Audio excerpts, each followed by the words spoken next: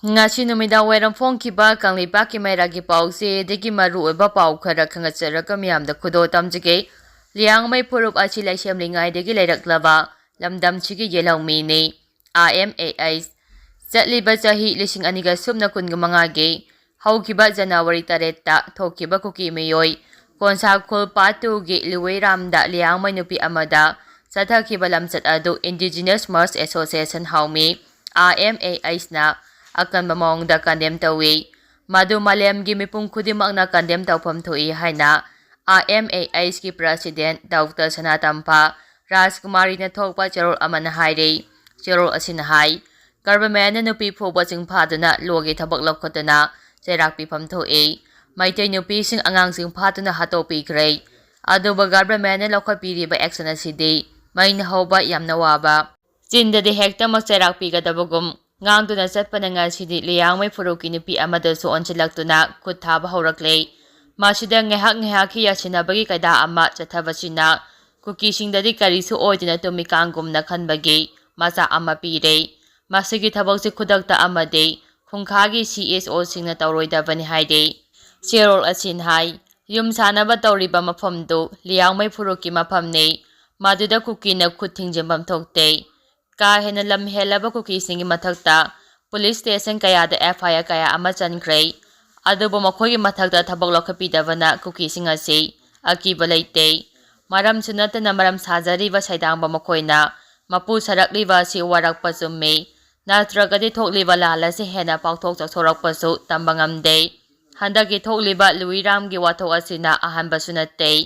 Yelawmi yek salai leiba phurup singda tatana kaihawbasi Kuki singi hainabi oirakle makoida thawoina sogatpa manba amadi thembagi maung ama miyamna unaba sina akoiba hena maning tamba sa olakpane aduna sagi mapu oiriba government na logi oiba thabak khudakta lokapham thoi hairi makha tarakpa pauda Lamphel Sana Kaitha Development Authority na konba mafam singda MLA Lagumani changba tingkrei Oripo Assembly Constituency ki MLA oiriba Ragumani bo Lamphel Sana Kaitha Development Authority LSKDA na konba mafam singda changlakpada athingba thamkrei lonina social boycott tawre haina laukthokkrei wafam asi ngasi Manipur Press Club ki thangjing hodla pangthopa paugi mifamda Lamphel Sana Kaitha Development Authority ke General Secretary Hijamna Bakantana Bamisingda phongdokhibane mahakna makhata na hai mamang sahi lising aniga sumna kunga marige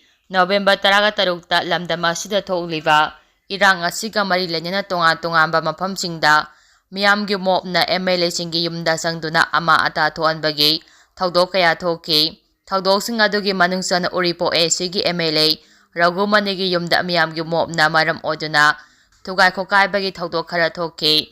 thawdo aduga mari lenena LSKDA Club ke Vice President David Khomanjagi mathakta Oripo sigi MLA na Imphal West District ta complaint tawduna case pansinduna somon tharakliba se laibak thibane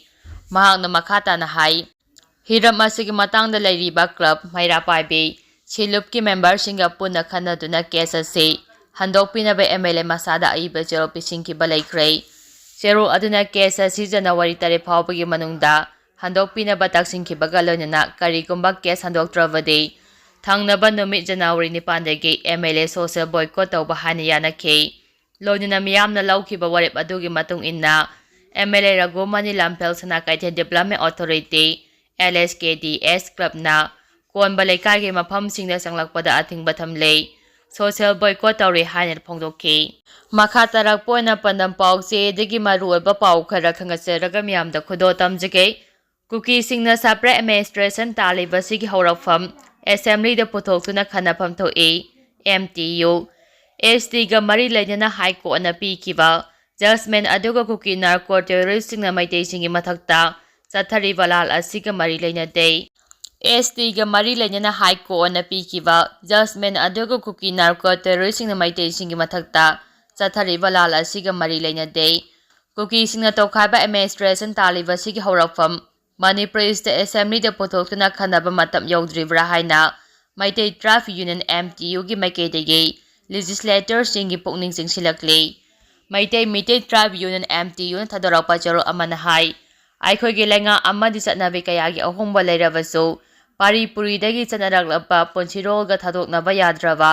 ꯆꯠꯅꯕꯤꯁꯤꯡ ꯑꯁꯤꯕꯨ ꯉꯥꯛꯇꯨꯅ ꯊꯝꯂꯤꯕ ꯃꯩꯇꯩꯅ ꯉꯁꯤ ꯐꯥꯎꯕ ꯏꯟꯗꯤꯌꯥꯗ ꯇꯤꯟꯈꯤꯕꯗꯒꯤ ꯐꯪꯐꯝ ꯊꯣꯛꯄ schedule ꯇ꯭ꯔꯥꯏꯕ list ꯌꯥꯎꯕ ꯐꯪꯗꯅ ꯂꯥꯛꯂꯤ꯫ ꯆꯍꯤ ꯀꯌꯥꯒꯤ ꯃꯃꯥꯡꯗꯒꯤ ꯇꯨꯡꯂꯝ ꯆꯠꯄ ꯎꯕ ꯑꯍꯜ ꯂꯃꯟꯁꯤꯡꯅ ꯃꯤꯄꯨꯝ ꯇꯤꯡꯅ ꯈꯪꯅꯕꯤꯔꯝꯕꯇ ꯅꯠꯇꯅ ꯃꯤꯌꯥꯝꯒꯤ ꯑꯣꯏꯕ ꯂꯨꯞ ꯂꯤꯡꯈꯠꯇꯨꯅ ꯏꯁꯨ ꯑꯁꯤꯒꯤꯗꯃꯛ ꯀꯠꯊꯣꯛꯄꯤꯔꯝꯕꯒꯤ ꯃꯍꯩꯅ ꯉꯁꯤꯗꯤ ꯃꯅꯤꯄꯨꯔꯗ ꯂꯩꯔꯤꯕ ꯃꯤꯌꯥꯝ ꯆꯥꯗ ꯃꯧꯗ꯭ꯔꯥꯅ ꯑꯦꯁ ꯂꯤꯁꯇ ꯂꯩꯐꯝ ꯊꯣꯛꯏ ꯍꯥꯏꯕꯁꯤ ꯌꯥꯅꯔꯕ ꯋꯥꯐꯝꯅꯤ꯫ ꯑꯁꯤꯒꯨꯝꯕ ꯏꯁꯨ ꯑꯁꯤ ꯃꯇꯝ ꯑꯃꯗ ꯃꯅꯤꯄꯨꯔ ꯁ꯭ꯇꯦꯠ ꯑꯦꯁꯦꯝꯕ꯭ꯂꯤꯗ ꯐꯥꯎꯕ ꯄꯨꯊꯣꯛꯇꯨꯅ ꯀꯌꯥꯔꯛ ꯍꯟꯅ MLAꯁꯤꯡꯒꯤ ꯃꯥꯏꯀꯩꯗꯒꯤ ꯊꯝꯅꯈ꯭ꯔꯦ꯫ ꯅꯦꯁꯅꯦꯜ ꯑꯃꯗꯤ ꯁ꯭ꯇꯦꯠꯀꯤ ꯏꯂꯦꯛꯁꯟ ꯃꯦꯅꯤꯐꯦꯁꯇꯣꯗ ꯀꯌꯥꯗ ꯃꯩꯇꯩ ꯑꯦꯁ ꯂꯤꯁꯇ ꯆꯟꯒꯗꯕꯅꯤ ꯍꯥꯏꯕꯒꯤ ꯋꯥꯐꯝꯁꯤꯡ ꯍꯥꯞꯅꯈ꯭ꯔꯦ꯫ ꯇꯣꯉꯥꯟ ꯇꯣꯉꯥꯟꯕ ꯂꯨꯞꯁꯤꯡꯒꯤ ꯌꯨꯅꯤꯌꯟ ꯑꯃꯗꯤ ꯁ꯭ꯇꯦꯠ ꯒꯚꯔꯟꯃꯦꯟꯠꯀꯤ ꯃꯐꯝꯗ ꯃꯦꯃꯣꯔꯦꯟꯗꯝ ꯀꯌꯥ ꯄꯤꯁꯤꯟꯈ꯭ꯔꯦ꯫ ꯃꯤꯌꯥꯝꯒꯤ ꯑꯣꯏꯕ ꯈꯣꯡꯖꯪ ꯀꯌꯥ ꯁꯤꯟꯈ꯭ꯔꯦ꯫ ꯋꯥꯀꯠ ꯃꯤꯐꯝ ꯀꯌꯥ ꯐꯝꯈ꯭ꯔꯦ꯫ Private meeting, street corner meeting, camera ꯃꯤꯇꯤꯡꯅꯆꯤꯡꯕ ꯂꯝꯗꯝ ꯑꯁꯤꯗ ꯀꯌꯥ ꯑꯃ ꯁꯤꯟꯈ꯭ꯔꯦ꯫ ꯃꯁꯤꯗꯒꯤ ꯍꯦꯟꯗꯣꯛꯇꯨꯅ ꯏꯟꯗꯤꯌꯥꯒꯤ ꯃꯅꯨꯡꯗ ꯂꯩꯕ ꯃꯩꯇꯩ ꯐꯨꯔꯨꯞꯆꯥꯁꯤꯡꯅ ꯇꯥꯕ ꯁ꯭ꯇꯦꯠ ꯀꯌꯥꯗ ꯏꯁꯨ ꯑꯁꯤꯒꯤꯗꯃꯛ ꯋꯥꯈꯜ ꯇꯥꯃꯤꯟꯅꯕꯒꯤ ꯊꯧꯔꯝ ꯀꯌꯥ ꯄꯥꯡꯊꯣꯛꯈ꯭ꯔꯦ꯫ ꯁꯦꯗ꯭ꯌꯨꯜ ꯇ꯭ꯔꯥꯏꯕ ꯂꯤꯁꯇ ꯆꯟꯅꯕ ꯃꯥꯏꯄꯨꯅꯅ ꯍꯣꯠꯅꯔꯤꯕ ꯂꯨꯞ ꯀꯌꯥꯒꯤ ꯂꯨꯆꯤꯡꯕꯁꯤꯡꯒ ꯃꯄꯥꯟꯗ ꯂꯩꯕ ꯃꯩꯇꯩ ꯏꯆꯤꯜ ꯏꯅꯥꯎꯁꯤꯡꯒ ꯕꯦꯅꯔꯗ ꯑꯃꯗꯤ ꯑꯣꯟꯂꯥꯏꯟ ꯃꯤꯇꯤꯡ ꯀꯌꯥ ꯇꯧꯈ꯭ꯔꯦ꯫ ꯑꯁꯤꯒꯨꯝꯕ ꯈꯣꯡꯖꯪ ꯑꯁꯤꯕꯨ ꯊꯕꯛ ꯑꯣꯏꯅ ꯄꯥꯡꯊꯣꯛꯄꯤꯅꯕ ꯌꯨꯅꯤꯌꯟ ꯒꯚꯔꯟꯃꯦꯟꯠꯒꯤ ꯃꯔꯤ ꯂꯩꯅꯕ ꯗꯤꯄꯥꯔꯠꯃꯦꯟꯠꯁꯤꯡꯗ ꯊꯥꯈꯤꯕ ꯃꯦꯃꯣꯔꯦꯟꯗꯝꯁꯤꯡꯒꯤ ꯄꯥꯎꯈꯨꯝ ꯑꯣꯏꯅ ꯃꯅꯤꯄꯨꯔ ꯁ꯭ꯇꯦꯠ ꯂꯩꯉꯥꯛꯇꯒꯤ ꯃꯩꯇꯩꯒꯤ ꯏꯊꯅꯣꯒ꯭ꯔꯥꯐꯤ ꯑꯃꯗꯤ latest socio economic report recommend ꯇꯧꯔꯒ ꯊꯥꯔꯛꯂꯕ ꯃꯇꯨꯡꯗ ꯃꯩꯇꯩꯅ ꯑꯦꯁ ꯂꯤꯁꯇ ꯆꯟꯐꯝ ꯊꯣꯛꯄ